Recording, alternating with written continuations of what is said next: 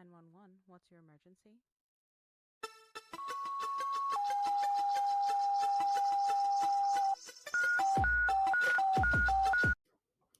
The following content is graphic, emotional, and includes dark humor that may not be suitable for all listeners. Discretion is advised.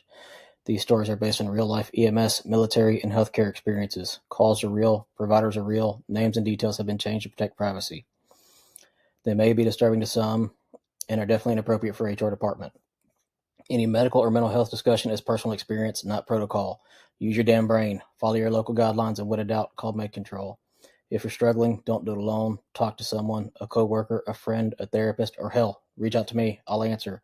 Need help right now? Text or call 988 or visit 988lifeline.org. Or is it just Absolutely. did? Absolutely. Why do you think that? Because you should be able to bounce right back into it, right? There's this preconceived notion of like, because you do this, you're strong. And that particular day made me wonder, like, am I ever going to be able to come back to this?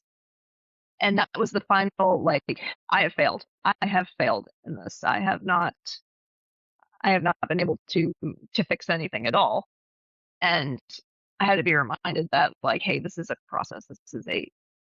This is not something that you can just take a little break and be completely fine after you take your little break. But I had been looking for ways back into the field at that point, and that was a huge smack in the face of like, I don't think you're going to be able to do this again. And thankfully, that was not the case. And on that, I have felt that before. And just for everyone listening, everyone that may feel this sooner or later, you're not a failure due to that. No one is a failure for their own mental diseases or illnesses, whatever you want to call them. Yeah. That's nothing you can control. So, in my opinion, and again, people can argue with me all day long, but I'm going to die on this hill. In my opinion, you cannot fail at something that is not in your control. Right. Absolutely. That would not be. So, and I've told you before, you're one of the best medics I've ever worked with. So don't ever think you failed anybody for the things that's happened. Don't make me cry, and and we all have to recover. We all have to get through things. And I, the last 2 years, I've realized that my PTSD was getting to me worse than I thought it was. Yeah. And it happens quick, out of nowhere. It happens fast. And my diagnosis, like I said, I thought I was a failure. I even had my old boss call me and tell me, like, look, you did everything you could. And that was it, and remember, everyone, recovery don't mean that you're learning how to tolerate the same unhealthy stuff before. It's changing your own relationship between your health and your job. It's building bridges between your own family and your own well-being. It's creating boundaries that everyone needs to have that we fail to create or even notice that we don't have.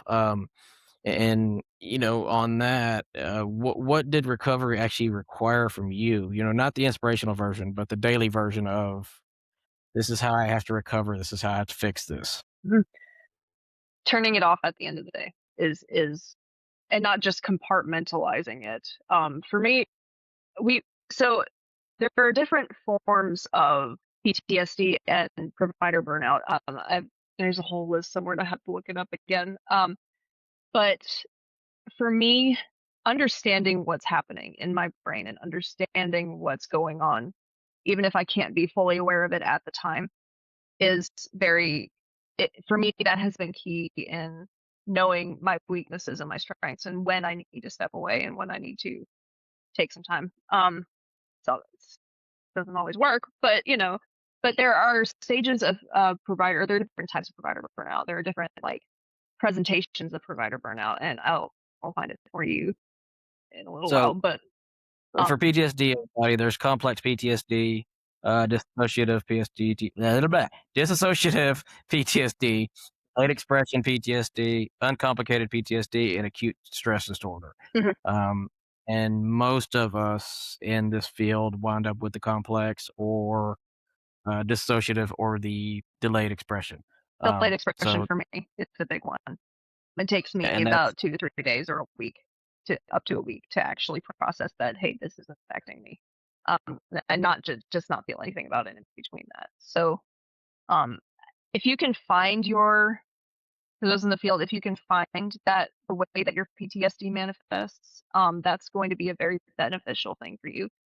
And on top of everything, just being open with yourself and willing to do that self-reflection on it. I think the layman's term out in the community would be shadow work.